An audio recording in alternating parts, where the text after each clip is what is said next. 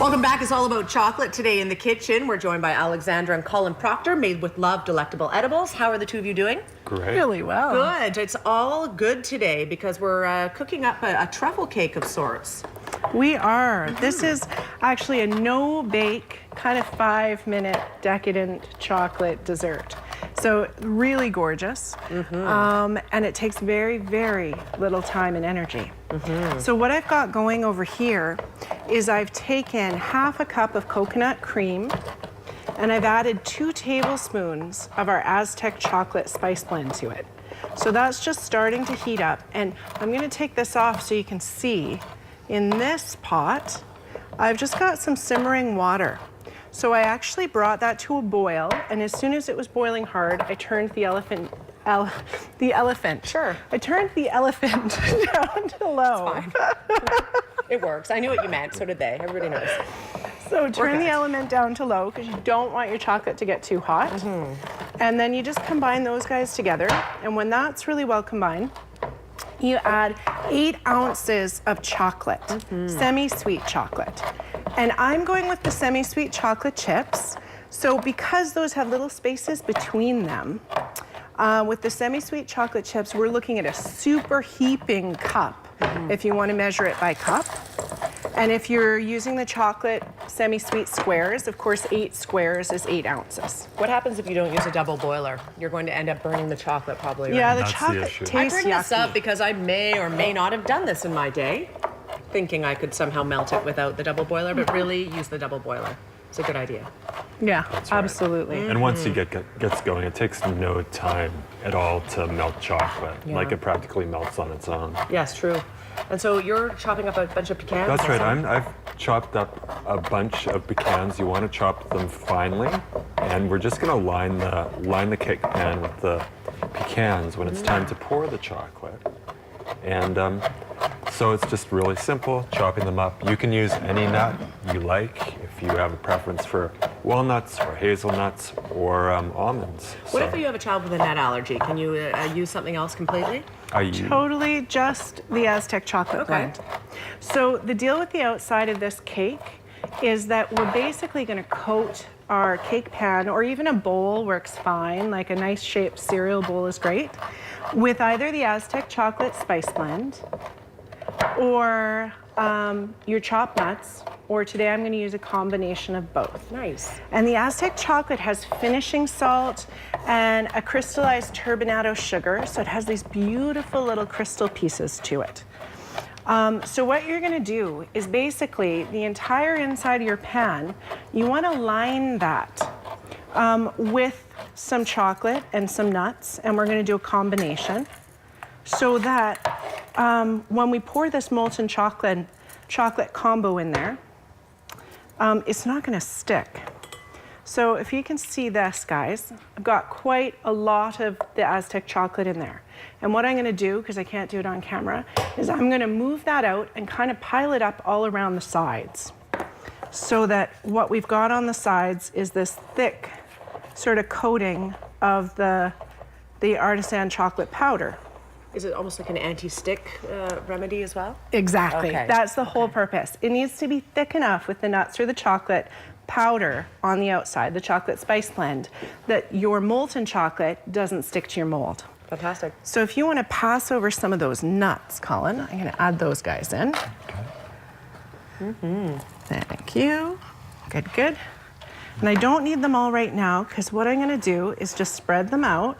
So I've got some coming about 1 inch up all the way around my pan. And then a good coating on the bottom. And then once I've got that spread out, I'm going to take my molten cup of chocolate mix here, and I'm going to pour it in.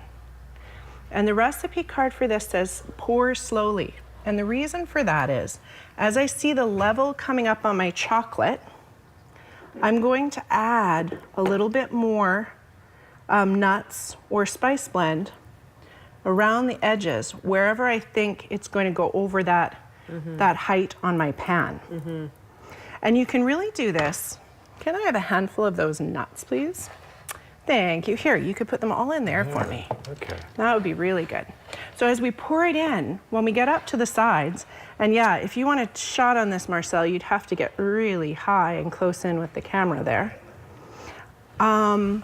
We add a little bit more all around the edges as we go to keep the molten chocolate from sticking to the pan. So it's a little bit attention to detail at this point if you want it to come out without it sticking, right? Just to Exactly. be sure to keep those edges covered. And then that is just about it. This is a great little Christmas treat if you're having people over. Well, and the gorgeous part about this recipe, Susan, is it's gluten-free. You can do it dairy-free. We've done it with the coconut cream this time. Or you can do it with whipping cream. Either way is great. And it's so decadent that when this cake is served, we're going to cut it into little tiny fairy slices. Because really, 3 or 4 bites and you're like saturated So in rich. gorgeous Yeah. chocolate. And filling, I'm sure. Yeah. I think we're ready for a break almost here. We should probably take a quick break. Sounds We're going good. to let you guys get on with the rest of this. We're going to check in with you at the end of the show. Madewithlove.ca, it looks delicious. I'm really So wanting this little chocolate now. guy, we're going to stick him right in the freezer, and then we'll pull out the one we did this morning and show you how to plate it. Fantastic. We're back in 90 seconds. Stay with us. Welcome back. We're whipping up a storm here in the kitchen. We're, what is this? A coconut cream? Coconut? So what I've done is I have coconut milk and I've skimmed, I've let it settle. So basically you put the can in the fridge or the freezer and you let it settle and the thick part will rise to the top. And when you open it, you just need to be very careful to not shake it at all. And I basically just skimmed the top off with a tablespoon. And now I've got a hand blender and we're just whipping it. What is it about coconut milk that is so awesome? It makes everything taste good, right? We could take a break on that whipping, honey, Sure. and just come back to it afterwards. So the whipping is exactly like whipped cream, guys. So you're just taking the top half off your coconut milk, leave the water in the bottom of the can, and whip up that thick coconut cream. Okay. Same that we used in this recipe. And then to plate your cake, so we have 2 options. One, we've done it in a bowl or a casserole dish. About 6 to 8 inches is going to give you a good result. Then you put your plate on top and you turn it over. The old flip trick. If we were doing it in this little guy that we did earlier, of course that's a cheesecake pan, so we can just pull it out. So what I'm going to do with this is show you how to make this cake look spectacular now. Just to add a little bit of greenery, right? And fresh flowers, maybe? Are we going to add some rose petals? How Exactly. beautiful.